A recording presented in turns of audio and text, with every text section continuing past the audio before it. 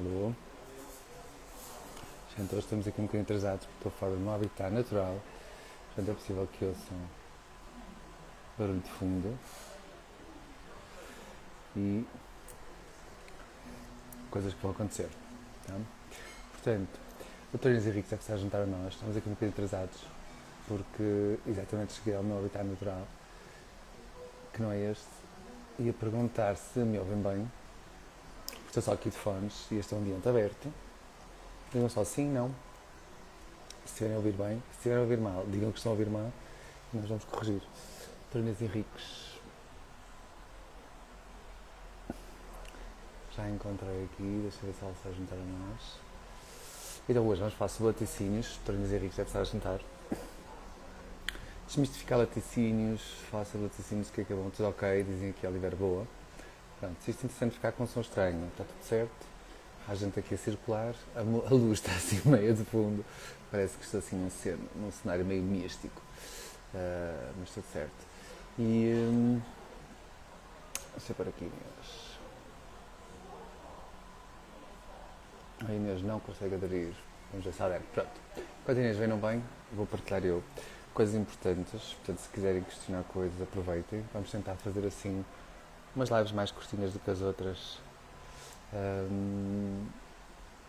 Porque temos. Olha, a doutora Inês Henrique está a dizer que não está a conseguir enviar o seu pedido. Inês, volta a tentar. Eu vou falando aqui sobre laticínios, como for lembrando. Quem me for perguntando coisas, eu vou aqui tentar responder.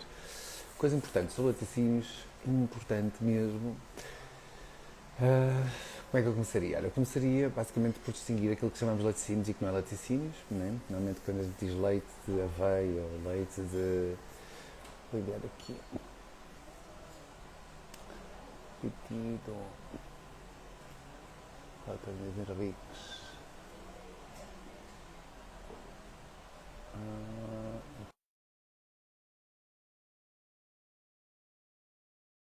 Alinharmos aqui um bocadinho os chakras no sentido do que nós chamamos de laticínios e não são laticínios, porque pronto, o leite em si é como um sumo, um suco, um extrato, um fluido produzido por uma determinada espécie para alimentar elementos mais novos dessa espécie numa determinada fase e basicamente esse sumo, esse suco, esse fluido deverá ter tudo aquilo que esse elemento recém-chegado à espécie vai precisar até começar a integrar os alimentos que o rodeiam, tá?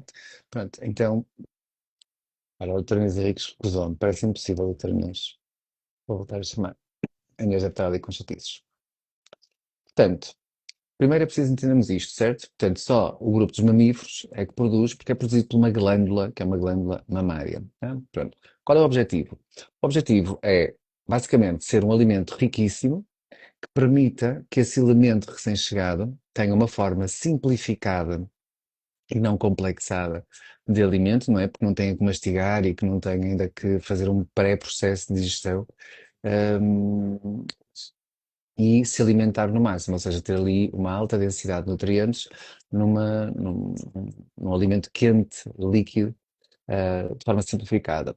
Outra coisa, outra coisa que acaba por ser importante, a Tânia Henrique está desesperada, está muito tristinha, coitadinha, não consegue juntar-se a nós. Inês, já volto a tentar. Vai fazendo perguntas se quiseres, vai interferindo aqui que eu vou tentando ajudar. Por outro lado, o período, por exemplo, na espécie humana, nós definimos mais ou menos os 6 meses, os primeiros 6 meses de vida, como sendo o período em que o leite faz essa ponte de alimentação, porque mais ou menos ali por volta dos 6 meses, que não é igual para toda a gente, mas ao redor dos 6 meses. Olha, Inês, está aqui alguém a dizer, Inês, sai do Insta, é a Sofia, sai do Insta e volta a entrar. É uma opção, é como quando, quando nós pedimos ajuda à malta da informática, espero que não esteja aqui nenhum, e a resposta é desliga e volta a ligar. É um bocado isso. Então, estávamos a dizer que, para além de ser tem que ser uma fórmula de absorção rápida, ou seja, uma coisa líquida que é mais fácil do que mastigar, não há dentes, não é? Uma forma só de aproveitar e ser de um conteúdo nutritivo muito enriquecido para que a pessoa, ou que o indivíduo daquela espécie, possa crescer com todos os nutrientes que precisa até à fase em que se torna como que possível ingerir os alimentos que estão ao redor.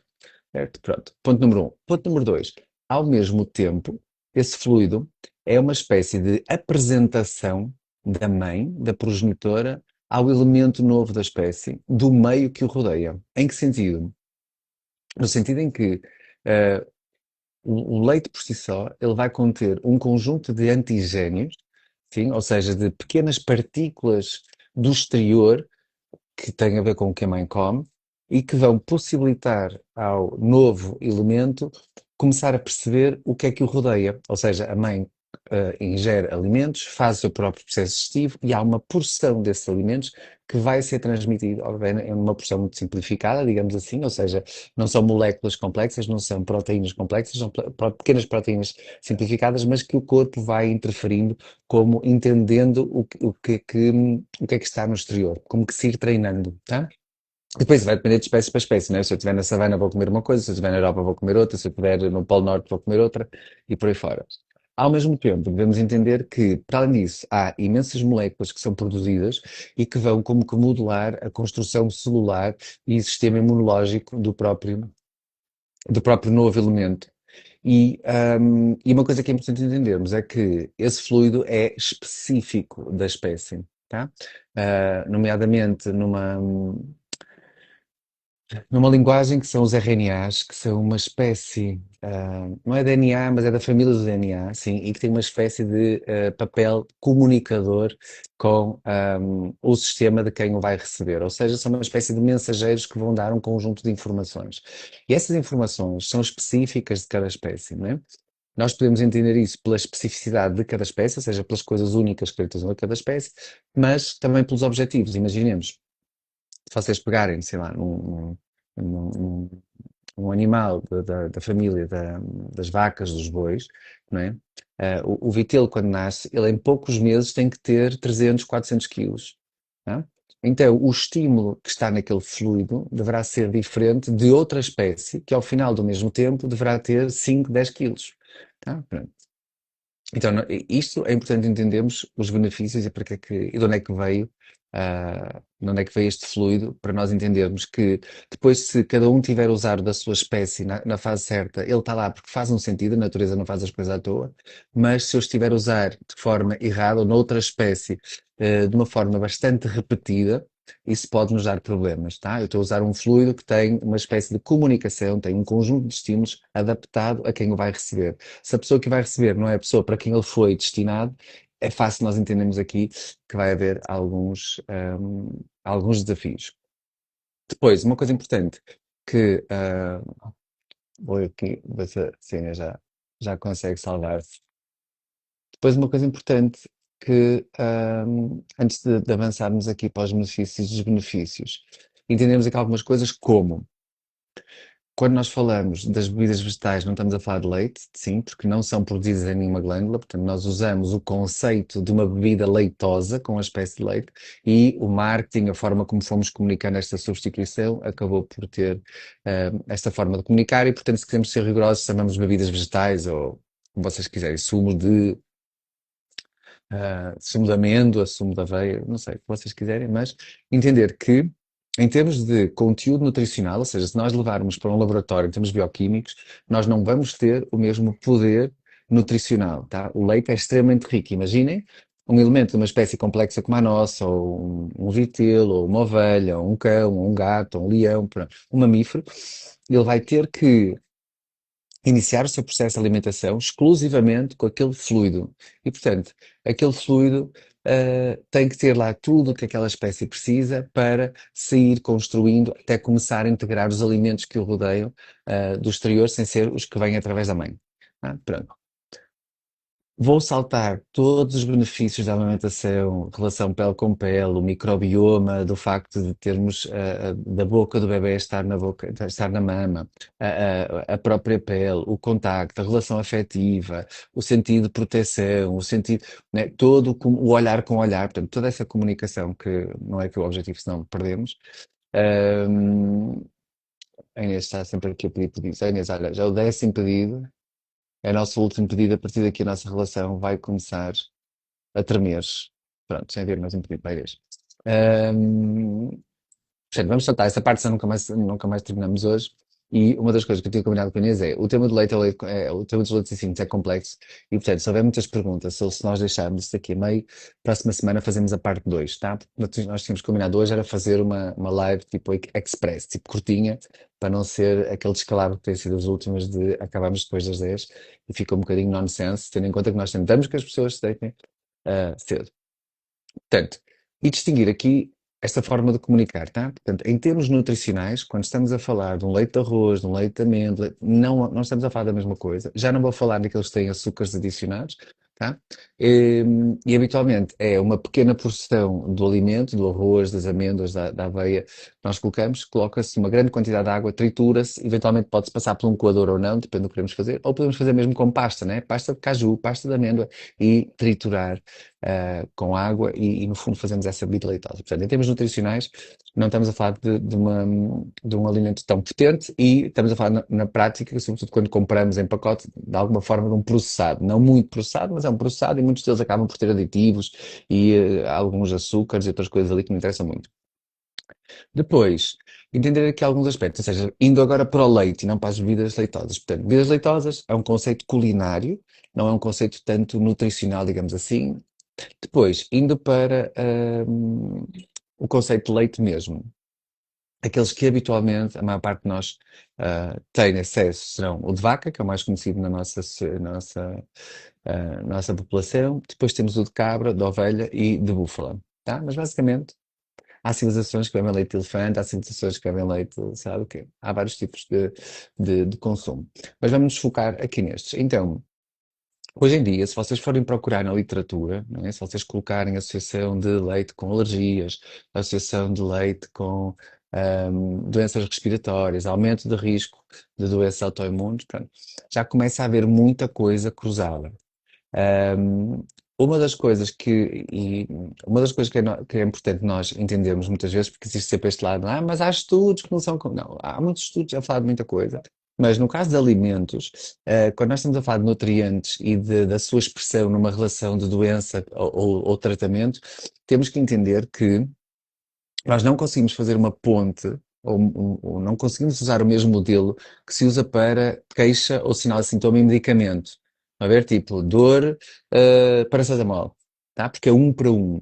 Quando nós estamos a falar de um alimento, nós não conseguimos isolar um elemento que seja agressor e um elemento que seja benéfico e, portanto, ver aqui relações muito diretas. Então, nós, quando queremos estudar a nutrição e o impacto na saúde, temos que ir mais pela fisiologia, ou seja, entender os diferentes componentes daquele alimento e as diferentes vertentes da desregulação ou da regulação que estamos a estudar. Né?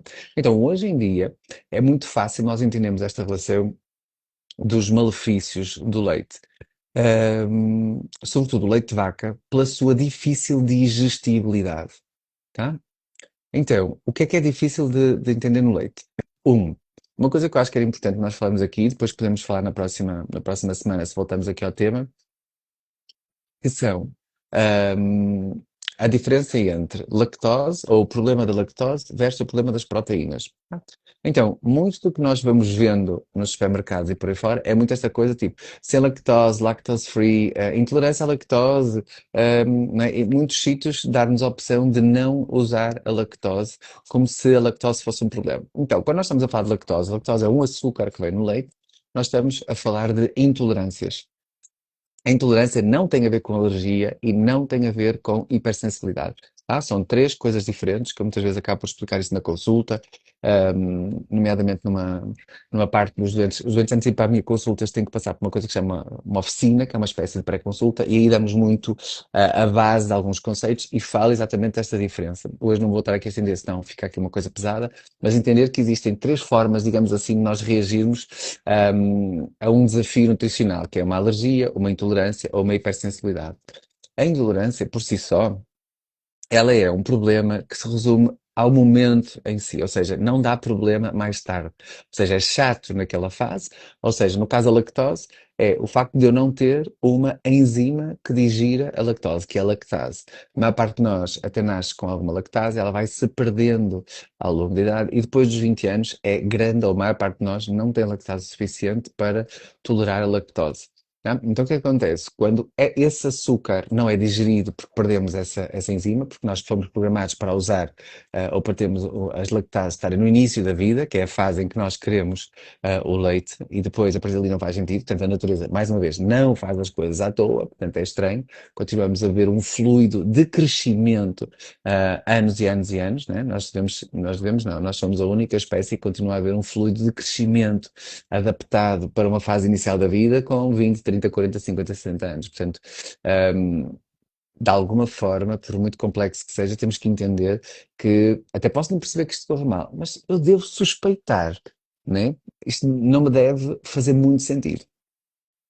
Pois, voltando aqui ao assunto, estavas a dizer a história da lactose. Portanto, não havendo lactase, eu não vou digerir a lactose. E a lactose, basicamente, ela fermenta rapidamente no corpo, né? Ou seja, é um açúcar e ela não acabando por ser trabalhada e eu não conseguindo fazer com que ela seja facilmente absorvida, ela vai servir de comida para bactérias, tá? Então eu vou fermentar e fico com ou gases, barriga inchada e muitas vezes diarreia, tá? No dia a seguir, eu deixo de consumir lactose, ou 2 dias depois, e isso passa, tá? Isso é uma intolerância. É chato no momento, mas não vai trazer problemas para a frente. Que é diferente das alergias e das hipersensibilidades, tá? As alergias, muita gente conhece bem, ou é mais fácil entender quando estamos a falar de problemas de pele ou problemas respiratórios, sim, que são os mais clássicos, mas também pode dar problemas intestinais, tá? E pode dar palpitações e pode dar agitação mental, né? Há vários padrões de manifestação de alergia, embora tenhamos estes clássicos de pele e problemas respiratórios. Portanto, existe a alergia ao leite de vaca. Como é que nós detectamos? A pessoa consome leite de vaca e rapidamente vai ter uma resposta. Tá? E aí é fácil, porque as alergias têm esta coisa, é chato, naquele momento impede. Inês, é a última vez que eu tento, Inês, tadinha, está aqui a sofrer. Espero que a Inês já tenha entrado e saído 20 vezes. Já deve estar com uma tendinite. E portanto, a alergia pode dar problemas, tá? Muitas vezes é uma emergência. Ahm, eh, Depende da sua extensão e da rapidez com que é instalada, mas nós rapidamente percebemos, porque o tempo entre o consumo e a manifestação tende a ser rápido. Pode até ser um bocadinho mais para lá de um dia, não é muito frequente, mas pode acontecer. Mas pode demorar 2 dias, pronto, pode demorar 36 horas, depende, ou até 4 dias, depende da alergia. Mas habitualmente é logo nos primeiros tempos, é mal se contacta, ou no primeiro dia ou no segundo dia, e vai dar problemas de pele, problemas respiratórios. E depois temos as hipersensibilidades, são aquelas que nós não falamos muito, que são as mais chatas, né? São as sossegadas e que vão dar problema mais à frente. Tá? O que são as hipersensibilidades? Hipersensibilidades é quando trabalha outra área do nosso sistema imunitário que não a área do sistema imunitário ligada às alergias. Reparem que nas intolerâncias não trabalha o sistema imunitário, tá? É só uma fermentação de um produto. Inês, não consegues aderir, aqui volto a dizer. Mas olha, vamos tentando, Inês. Eu estou aqui pasmado com a tua resiliência. Entra e sai 20 vezes, faz um mantra, faz qualquer coisa, mas entra aí, ainda temos aqui uns bons minutos. Então, depois o que é que eu vos ia explicar? A parte das hipersensibilidades. As hipersensibilidades trabalham com outra área do nosso sistema imunitário e é como que se o nosso sistema vá reconhecer partes de proteínas não digeridas como agressores. E vai treinando para assistir àquele agressor, vai treinando para ver que repetidamente está a ser invadido e vai como que aumentando a quantidade de cavaleiros ou a quantidade de arqueiros ou protetores que vai trabalhando para aquela relação.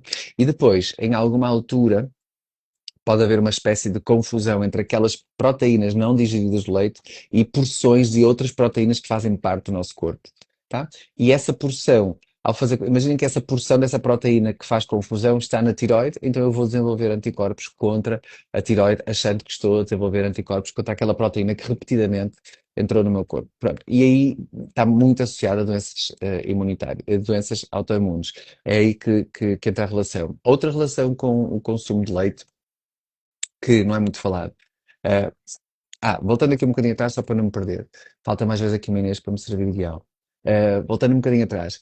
Ou seja, a parte da lactose tem a ver com açúcares que nós falamos muito, como que acaba por esconder, isso pode acontecer em relação ao glúten, exatamente. Diz aqui, Adri... ah, Adriana Roma, exatamente. É o mesmo mecanismo, ou seja, chamam-se mecanismos de mimetismo molecular. É quando nós somos constantemente apresentados a um conjunto de proteínas mal digeridas e que em determinada altura e, portanto, o corpo reage a proteínas mal digeridas. As proteínas, no fundo, é uma forma de apresentação de um problema, tá? Quando temos uma bactéria, um fungo, um vírus, o corpo, os nossos anticorpos, eles vão trabalhar contra determinadas proteínas, ou seja, é como se fosse o processo de identificação do problema. Isso também acontece com os nossos alimentos, ou seja, se eu consumir proteínas complexas, como as proteínas do leite de vaca, muito conhecidas as caseínas, mas também as lactoglobulinas, tanto a alfa como beta. A beta não é tão conhecida, mas também dá graves problemas. São proteínas que nós, na nossa espécie, não estamos tão preparados para digerir. Umas pessoas mais, umas pessoas menos. Quanto menos preparado eu estou, maior o conjunto de sinais e sintomas que eu vou ter e mais cedo. E depois há aquelas pessoas que consomem leite há imenso tempo, sim, e lá para a frente vão ter um problema. Tá? Então, geneticamente, nós, seres humanos, não nascemos preparados para digerir leites de outras espécies, em geral. E depois há leites que são bem mais complexos de digerir do que outros. Né? O caso do leite da vaca, se compararmos com cabra ou búfala ou ainda ovelha, o de vaca será o mais difícil de digerir de todos. Não significa que toda a gente digira bem a cabra, a ovelha ou a búfala, tá? Depois vai depender de cada um, mas habitualmente a maior parte das pessoas sim. Algumas pessoas, curiosamente, têm até mais dificuldade de digerir a ovelha do que a vaca. Pronto, não é muito comum, mas também existe esse padrão. Mas entendamos que se são proteínas de outras espécies, as proteínas são feitas baseadas no DNA, na parte, ou seja, no nosso sistema genético. É o DNA que determina a produção de proteínas de cada espécie. E, portanto, aquele leite é feito com base no outro DNA, de outra espécie, logo as proteínas são diferentes. E está tudo certo, podem ser diferentes que nós conseguimos digerir e podem ser diferentes que nós não conseguimos digerir, como é o caso das proteínas do leite de vaca. Então, se eu consumir uma proteína que eu não consigo digerir de quando em vez, está tudo bem. Está? Nós não temos que viver em modo redoma, como se fosse tudo um problema. O problema é que hoje em dia se tornou extremamente frequente a presença destas proteínas em tudo e um par de botas. Sim, desde o próprio alimento em si, leite, iogurte, natas, queijo e manteiga, mas também na maior parte dos subprodutos. Tudo que vocês compram e que venha num pacote ou numa embalagem ou que tenha alguma capacidade de ser processado, é muito frequente vocês encontrarem ali produtos de leite de vaca. Sim? A manteiga ghee, está aqui a perguntar. A manteiga ghee, já lá vou chegar. As diferenças dentro dos produtos, já vamos falar mais à frente, a diferença entre os tipos de produtos e quais os mais complexos, quais os menos complexos, quais os mais inflamatórios, menos inflamatórios. Mas pronto, voltando aqui ao conceito. Entender a base da fisiologia do processo, tá? Que é para depois entendermos porque é que a coisa funciona ou não funciona neste caso. Então, isto é para tudo. Tá? Quando eu consumo constantemente proteínas que eu não sei digerir, tá? Eu vou estar a estimular o meu sistema imunitário e ensinar que há ali porções que são agressoras, como se fossem bichos estranhos, micróbios estranhos, né? Pronto. Depois, entender que, imaginem, não sei se a maior parte das pessoas, imagino que não tenha, a maior parte das pessoas não seja aqui das áreas das bioquímicas e por aí além, mas imaginem, uma proteína é como se fosse feita de pequenos tijolinhos que são aminoácidos. Tá? Muitos, muitos, muitos. E dezenas, centenas, por aí fora. Não? Quanto mais longa e complexa a proteína, maior é o número de aminoácidos. E quando eu ingiro, quando eu como um alimento que tem proteína, o meu corpo tem que ter a capacidade de partir a proteína toda, toda, toda, toda, o mais pequeno possível. Tá? Até um aminoácido, dois aminoácidos, três no máximo. Porquê? Porque a partir de quatro aminoácidos juntos, ou seja, se eu não tiver a capacidade de partir para menos de quatro, a partir de quatro é quando o meu sistema imunitário começa a identificar, sim, como um possível agressor. Tá? Então, quanto mais difícil digerir a proteína, maior a probabilidade disso acontecer. Tá? Então, proteínas de difícil digestão, como as laticínios, como as das proteínas de leite de vaca, que eu falei, as caseínas, lactoglobulinas, alfa e beta, isso é um tema. Alguém falou aqui o glúten é também um problema, sobretudo o glúten do trigo moderno, que é extremamente difícil de digerir, que é um glúten completamente alterado face ao glúten original, tá? Que basicamente o glúten original era de um grão que tinha dois cromossomas e atualmente já tem muitos mais cromossomas e, portanto, é uma proteína muito mais complexa do que era antes e, portanto, nós temos menos capacidade de digerir. E, portanto, sempre que eu tenho proteínas de difícil digestão, eu estou a ter este processo. Outro processo que eu estou a ter é, sempre que eu tenho, e isso vocês podem ver, eu tenho aí 2 ou 3 publicações no Instagram que eu falo isso de uma forma muito simples, que é, Sempre que eu estou a consumir proteínas de difícil digestão e eu não as estou a digerir, ou estou com a minha digestão debilitada, e a proteína até nem é assim tão difícil de digerir, mas eu estou com a minha digestão debilitada, nomeadamente o meu estômago, o meu fígado, pâncreas, intestino por aí fora, eu vou estar a alimentar mais bactérias. E se eu vou estar a alimentar mais bactérias, essas bactérias produzem um conjunto de moléculas que vão transmitir sinais pró-inflamatórios. Tá? Então, este é outro problema das proteínas de má digestão. Terceiro, isto resumindo os três problemas base dos laticínios de vaca, e já vou ver em que é que ele serve, ou como é que nós podemos safar, ou como é que os podemos usar, tendo em conta que ele parece que está pulverizado em toda a alimentação. Terceiro, as proteínas de leite de vaca, elas têm uma porção elevada de um conjunto de aminoácidos, à cabeça, leucina, isoleucina e valina, que são aminoácidos que por si só são insulinogénicos, ou seja, têm uma capacidade de estimular a insulina. Tá? E a insulina é uma hormona de crescimento. Tá? E, portanto, está tudo certo. Na altura que eu deveria tomar leite, certo? Está tudo certo eu estimular a minha insulina. Porquê? Porque estou numa fase de crescimento. Tá? Então, faz sentido que eu tenha, dentro daquele fluido preparado para eu crescer, um conjunto de ferramentas internas que vai estimular a minha insulina. O problema é quando eu tenho essa insulina a ser estimulada numa fase mais tardia. Tá? E a insulina, como eu disse, é uma hormona de aumento.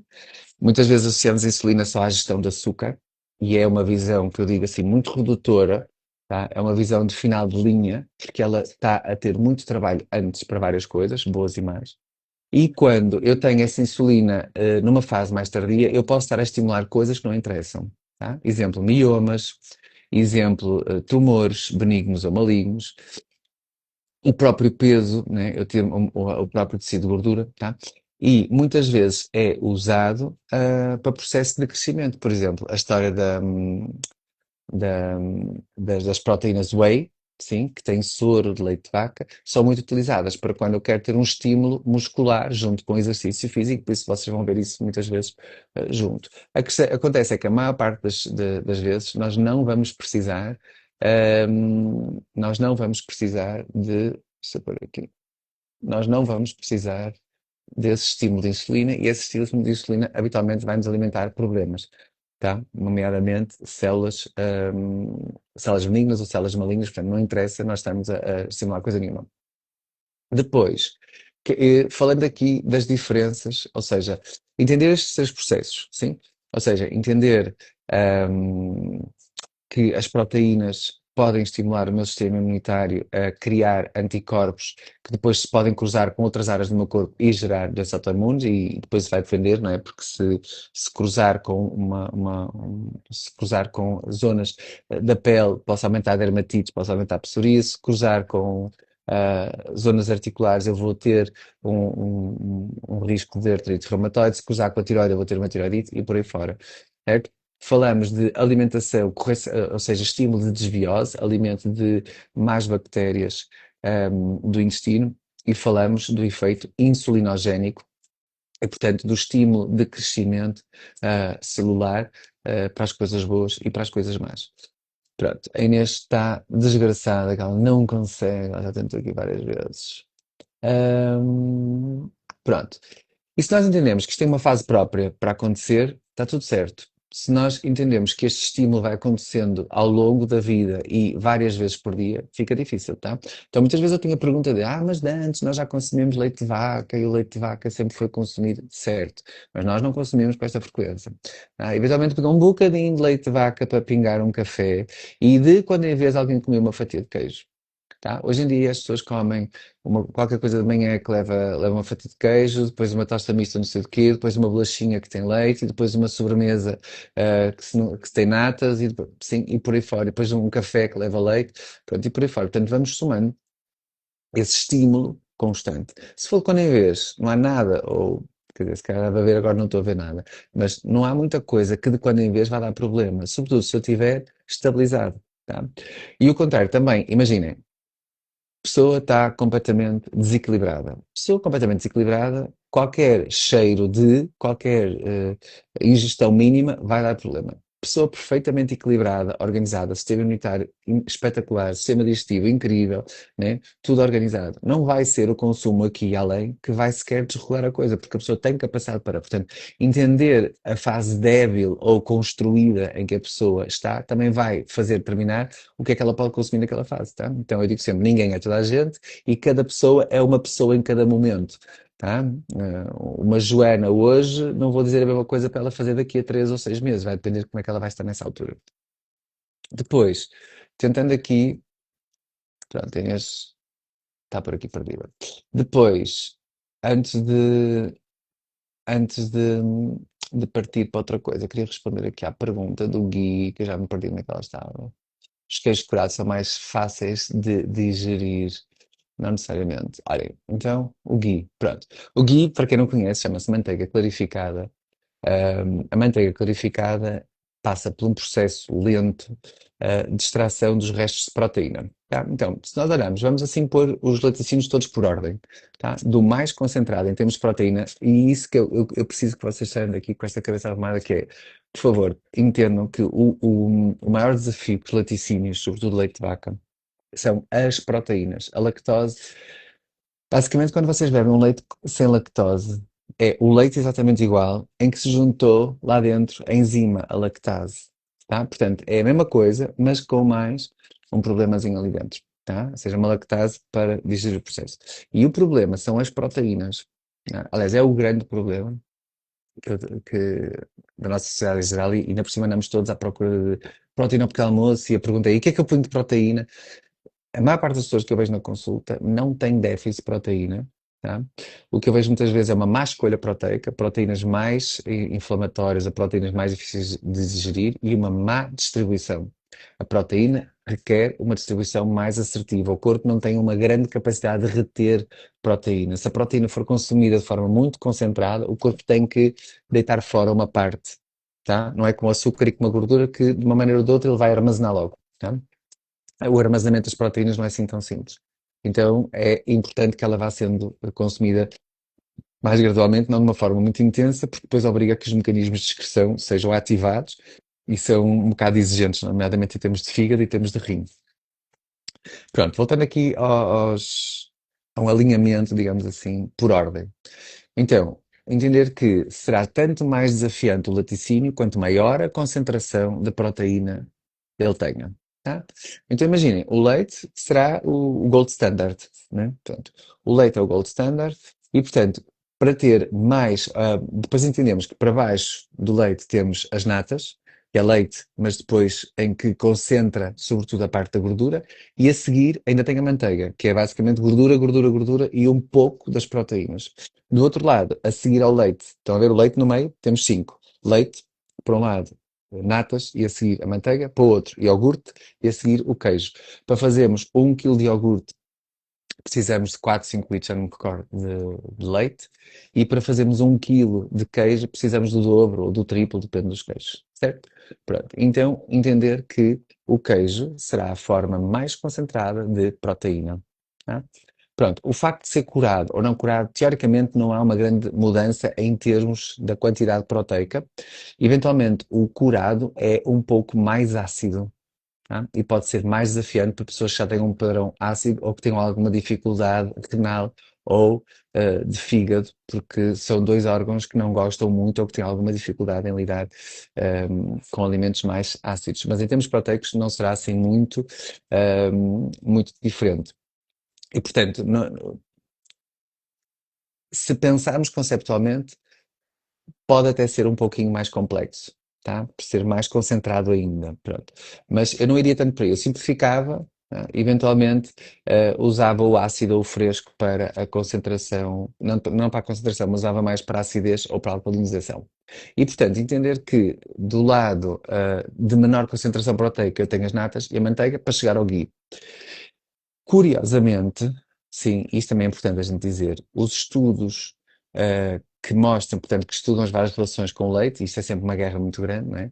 Só para vocês terem uma noção, aqui há uns anos, ahm, a Universidade de Nutrição de Harvard, se não estou em erro, retirou pela primeira vez, ou teve coragem para retirar pela primeira vez, da roda dos alimentos ou da pirâmide dos alimentos os laticínios. Ou seja, não que eles passem a ser proibidos, mas na roda dos alimentos ou na pirâmide dos alimentos estão os alimentos que nós sugerimos consumir numa base praticamente diária em determinadas proporções. E para ser retirado, ele passa a ser uma exceção, ou seja, passa a estar dentro dos alimentos que nós podemos comer, mas que não são indicados para estar todos os dias, não é? Tipo, sei lá, como bolachas, chocolates, cereais, de não sei o quê, né? Ou seja, está ali num grupo que não é tão interessante. Pronto, claro que aquilo foi uma guerra, e ainda hoje, é comum, ainda se fala muito disso, mas ainda se mantêm muitas sugestões e eu ainda vejo muito no dia a dia a coisa do queijinho e do queijinho no meio do dia e a tostinha com queijinho e o iogurtinho magro e essas coisas todas, pronto. Ahm, mas pronto, tendemos a mudar. Isto voltando ao assunto, a parte positiva dos laticínios, ou seja, aquilo que se pareceu ser interessante do consumo dos laticínios, nomeadamente leite de vaca, é a parte da gordura. Tá? Ou seja, aquilo que se entende é que a gordura do leite terá um potencial anti-inflamatório. Tá? E mostrava coisas interessantes como o pulmão, a parte respiratória, a parte da pele, intestino, se não estou em erro, pronto, que se beneficiava daquele tipo de gordura. Ou seja, conceptualmente, se nós pensarmos nesse sentido, a manteiga será de todos a menos inflamatória se eu olhar para esta relação proteína-gordura. Não significa que não haja gorduras que tenham muito mais, não haja manteigas que sejam muito mais pesadas em termos de agrotóxicos e químicos e restos de processo de produção. E também não significa que consumir gordura, que consumir manteiga não engorda que se farta e que consumir manteiga também não possa ser um desafio para o nosso colesterol. Tá? Mas em termos inflamatórios, pelo facto de ter muito menos concentração de proteína, né, ela ganha. A ghee é o extremo da manteiga sem proteína, porque a ghee, o processo de fazer a ghee, ela chama-se clarificada porque ela é clarified butter, portanto ela é clarificada, ela é purificada das proteínas, é um processo de preparação lenta que faz com que se separem as proteínas, umas vão para o topo, outras vão para o fundo e depois se extraia o resto. Portanto é gordura pura, tanto que se vocês usarem o ghee, vocês vão reparar que o ghee não precisa de estar sequer no frigorífico, porque aquilo é gordura pura, portanto não há proteína e é difícil, se ele for bem feito, ele conserva-se long, long way, tá? Tal como o mel. Portanto, é difícil ter ali micro-organismos que se alimentem daquilo, ao contrário das proteínas, tá? Se vocês tiverem o alimento com proteína, ele facilmente se degrada. E vocês veem isso nos iogurtes, veem isso no leite se o abandonarem, veem isso nos queijos. Tá? A ghee, curiosamente, não. A manteiga também se degrada, que é porque ela tem alguma proteína, mas é importante entendermos que nem tudo no leite não se aproveita.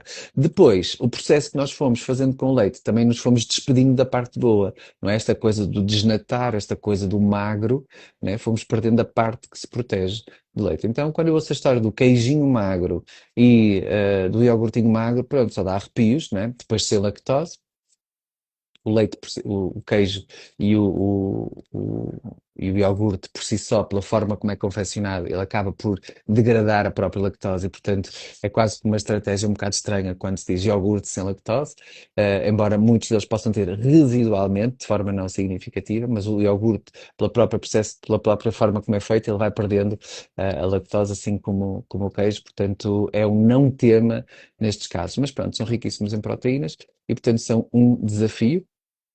E, portanto, é preciso ter contas a subtrair, né? Se eu repetidamente ou se eu constantemente estou exposto a este tipo de proteínas, eu vou ter que as descontar aqui em algum sítio. Depois, em relação à cabra ovelha búfala, o que é que eu vos posso dizer? Posso dizer que no conceito são mais fáceis de gerir, não são completamente isentas destas proteínas, mas têm estes formatos de proteínas em formas mais inocentes, digamos assim. E depois depende de cada doente, não é? Depende de cada pessoa, porque há pessoas que não conseguem digerir coisa nenhuma, há outras pessoas que habitualmente não se dão bem com a vaca e vão acabar por conseguir consumir os outros, e há outras pessoas que até conseguiriam consumir outros formatos de laticínios, se tivessem o processo digestivo melhor. Ou seja, há uma fase inicial em que a pessoa chega à consulta e está tão desregulada do sistema digestivo que nós temos que suprimir ou temos que tirar todos e depois começar gradualmente uma fase posterior a recolocar à medida que o sistema se vai organizando. Depois, uma coisa que não falamos muito, mas que eu acho que é importante, é entender que os lácteos, sobretudo lácteos que não sejam muito fermentados ou muito curados, eles tendem a ter o leite em si, ele tende a ter, ahm, A Inês diz que não consegue ver nada meu. Ó Inês, olha, vou-te mandar aquela última vez. Nem que seja só para dizer alô, porque vamos embora, que já são 10 horas, que eu disse que tínhamos que acabar antes das 10. Próxima semana continuamos o leite e chamamos a Inês outra vez. E vocês aproveitam e vão pondo dúvidas nas caixinhas, ou mandem para aqui direto, para mim ou para a Inês, que nós vamos juntar e prometo já. Próxima semana, laticínios parte 2. Mas pronto, hoje já ficam aqui com o Amiré, que eu acho que é importante. O que é que eu estava a dizer? Que numa fase inicial muitas vezes acabamos por tirar todos e a dizer outra coisa qualquer que me perdi. Entretanto, vou ler. Uma noite, criança de 4 anos que não gosta de leite de vaca, mas ama vida vegetais, seria interessante focar em algum a preferir leite de cabra, consome cerca de 200 ml. Pronto, é assim, 4 anos já é uma fase em que a diversidade alimentar é elevadíssima, se for bem feita, e portanto a bebida vegetal aqui é um prazer só, não é? Não precisamos de usar para substituir. Se for numa fase mais precoce, aí sim pode ser um desafio. Temos de ter aqui alguns cuidados na substituição dos formatos de opções para substituir. Ficar alguma, ou preferir um leite de cabra. Leite de cabra é ótimo, tá? Da mente de pó, pode ser um bocadinho mais intenso que os outros, mas está tudo certo. Agora, entender que quando eu estou a dar uma bebida vegetal, sobretudo comprada, eu estou a fazer um processo culinário, tá? Não olhar para aquilo e dizer, não, hoje já teve aqui um alto consumo de proteína. Não é verdade, tá? Então, eu devo fazer aqui uma gestão do aporte proteico e não olhar para aquilo como uma substituição. Depois, Pigeon perguntou, bioquimicamente, caseína e lactose, há muita diferença entre leite de vacas biolivres e industriais da reação de antibióticos? Sim, claro que sim. Tá? Portanto, imaginem ah, o leite, né? Portanto, estamos aqui a falar dos tipos de produção. O leite, ele é, sendo riquíssimo, o original, né? Sendo riquíssimo em gordura, e a maior parte dos químicos ou dos derivados químicos das produções, agroquímicos, pesticidas que possam estar nos solos, eles têm, o corpo, quando tem dificuldade em eliminar, ele usa a gordura como um armazém, tá? Então é um sítio onde, a não ser onde é que eu vou pôr isto, olha, vou pôr aqui, tá? E fica ali como que estabilizado. Quando o leite é produzido, né, essa gordura, é um veículo também para trazer alguns desses químicos e, portanto, é fácil de se concentrar ali um problema. E, portanto, quanto mais livre vive o animal, quanto menos químicos é exposto, menos químicos vai ter no leite, tá? Não é à toa se isso acontece com o ser humano e nós dizemos para a mulher não consumir isto, porque vai passar para o leite. No animal acaba por consumir o mesmo, só que nós vamos estar a consumir aquilo que não foi dito à vaca para não consumir isto e aquilo. Tá bem? Depois, leite de vaca, biose e livres, pronto. E não é só, depois também tem a ver com os índices de felicidade do animal, tá? Então, hoje em dia sabemos que um animal que é exposto ao stress vai ter um leite de uma qualidade diferente de um que esteja sempre feliz, tá? E nós vemos isto também no ser humano, não é à toa que quando a mulher fica estressada, o leite fica mais azedo ou mais ácido, há maior fermentação, maior número de cólicas, ou até mesmo pode secar, né? Portanto, a parte emocional e a forma como as hormonas de stress têm um impacto nos fluidos que são produzidos no corpo, não deixa o leite de fora. O abacate todos os dias substituir a manteiga é muita gordura? Depende, Micaela, do que é que tiveres a comer, da quantidade que quiseres, mas pode ser aqui um substituto interessante. Eu não gosto muitas vezes de falar só em substitutos. Eu muitas vezes falo na prática, nem na consulta, mas tenho de ter algum cuidado porque às vezes o substituto parece um sim ou não. Tá? Então a ideia é ir fazendo uma rotação das coisas boas. Tá? Mas escolherem uma manteiga, ou seja, a manteiga será o menos inflamatório de todos, escolher uma manteiga bio, tá? E hoje as grandes marcas já têm boas manteigas bio sem ser aqueles preços de antigamente. Então a crise de atitude ideal é não consumir nada com lactose ou caseína. Olha, Ruth, a lactose é aquilo que eu estava a dizer. A lactose não vai ter tanta influência na artrite. A lactose vai ter um efeito intestinal, tá? Distensão abdominal, gases, às vezes cólicas eventualmente, e as fezes mais moles e despachadas, algumas diarreias, tá? A parte inflamatória da pele, das artrites, das psorias e por aí fora, é alimentada por um processo imunológico que não tem a ver com as intolerâncias, tem a ver com as alergias e as hipersensibilidades. E aí é que entram as caseínas, as lactoglobulinas e por aí fora. A Teresa, terá pouco estava a falar das diferenças de leite de cabra, ovelha e búfala, certo? Entre esta tarde, vão consumir iogurtes ou não, depende dos iogurtes, se forem iogurtes de vaca, de quando em vez, se eu não tiver nenhum problema associado ou nenhuma questão inflamatória ou doença autoimune, ou tiver a realizar o meu corpo. a minha manhã à noite, obrigado por isso em live, entre leite de cabra e leites vegetais. Depende, Júlia. Se a menina se der bem com leite de cabra e tiver uma boa digestibilidade, pode ser uma opção interessante, tá? Os leites vegetais, é aquela questão, se não der para outra alternativa e eu quiser um efeito culinário, posso usar os vegetais, mas não devo entender que ele tem a mesma riqueza nutricional dos outros, tá? Pronto. Uma forma de tornar os leites mais fáceis de digerir é fervê-lo, tá? Eu quando estou a ferver o leite, eu de alguma forma estou a partir proteínas, estou a fazer uma pré-digestão da proteína. E nós fazíamos isso antigamente. Sim, esta é aquela altura em que eu pareço um velho a falar. Sabe aqueles fervedores que a gente põe assim um disco de vidro dentro e que aquilo fazia um barulho que era para não pôr o leite assim todo por fora. Pronto. Esse processo de fervura era um processo de aumento de digestibilidade do leite, sem estar a concentrar muita proteína. Enviaram um pedido para participar no circuito em direto, leite de dia bebê 1 ano, com leite de forma, leite de dia para bebê de 1 ano. Olha, alguém pergunta aqui se leite de dia para bebê de 1 ano ou leite de forma. Eu, assim, olha, zero laticínios de vaca. Se já tem 1 ano, e se não der outra alternativa, é perfeitamente possível usar as estratégias alimentares que a pessoa já esteja aqui a usar. Se quiserem usar algum leite, tem que usar leite hidrolisado, ou seja, um leite que foi preparado, ou seja, em que as proteínas foram todas partidinhas, partidinhas, partidinhas. Tá? No limite, usar mais fáceis de digerir, não é garantido, como por exemplo de cabra, mas mesmo assim, se houver intolerâncias, se houver alergias ou sensibilidades, ou hipersensibilidades, pode ser um tema.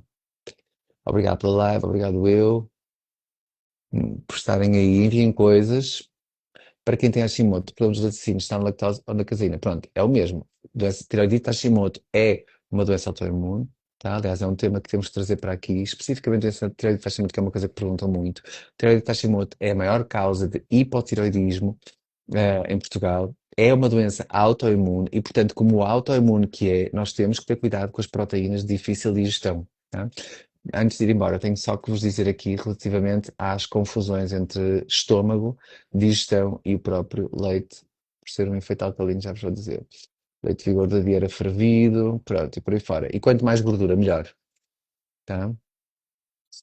Depois eu posso diluir eu, mas o leite deverá ter a sua gordura original, porque ela é anti-inflamatória. Leite cru, estou aqui a perguntar, a moda agora de leite cru, eu desejo muito boa sorte. É isso.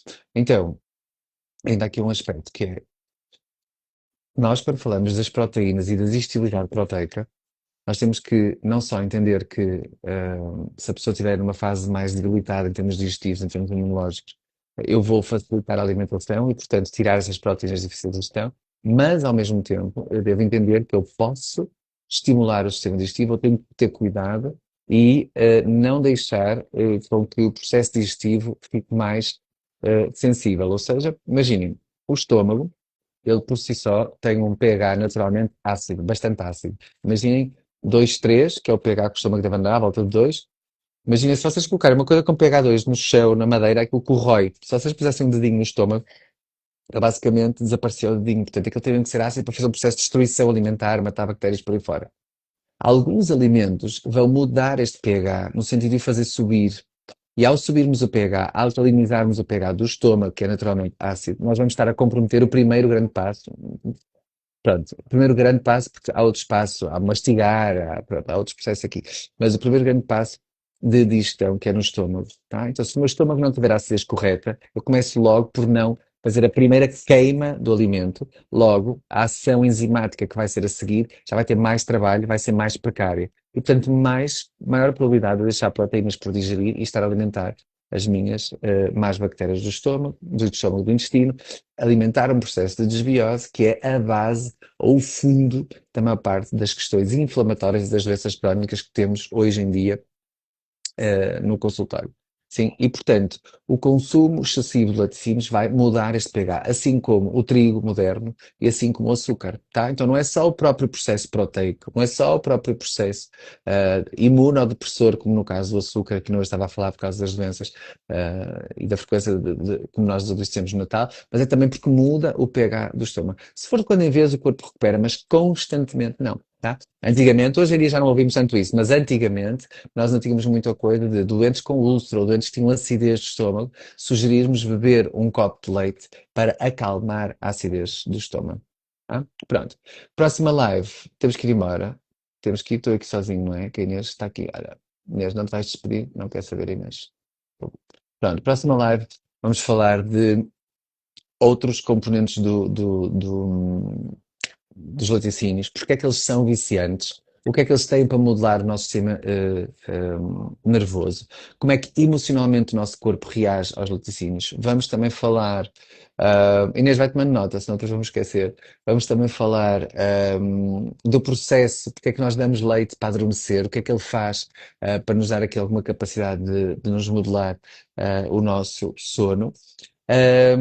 E depois, se calhar poderia ser interessante falarmos aqui também de alguns aspectos específicos ligados às dermatites, otites, faringites, amigdalites, portanto, a produção de mucos e a repetição de consumo de laticínios, sobretudo de vaca, não excluindo os outros, como eu digo sempre, são mais fáceis de gerir, mas há pessoas que podem não consumir nenhuns e há pessoas que numa fase inicial não consomem nenhuns e depois vamos introduzindo outros, portanto, não é assim tão linear. Está bem? E, portanto, façam boas escolhas. Olha, a Inês não conseguiu. Pronto, Inês, a gente tentou. Não foi, tem aqui 105 testemunhas de que eu tentei pelo menos umas 10 vezes. Portanto, não fiques, não fiques nervosa. Para a semana estamos aqui os dois. Portanto, a Inês está com um castigo qualquer do Instagram. Está bem? Dúvidas ou coisas que queiram me perguntar. A live do Hashimoto. Já temos aqui gente a aguardar a live do Hashimoto. Vamos deixar para o próximo ano. Vou desafiar a Inês. Só Hashimoto. Tiroides só Hashimoto.